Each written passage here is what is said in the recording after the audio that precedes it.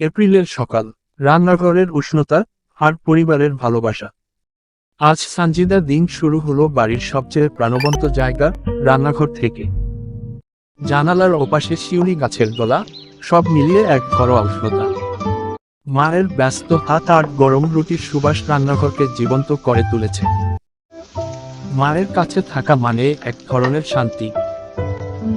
ছোট ছোট সাহায্যই পরিবারের ভালোবাসাকে আরো গভীর করে তোলে। একটা সাধারণ অমলেটও ভালোবাসা দিয়ে বিশেষ হয়ে ওঠে। ঠিক তখনই ছোট্ট নাফিসা এসে পুরো ঘরে হাসির ঝলক এনে দিল। নাফিসা বলল, খালামণি।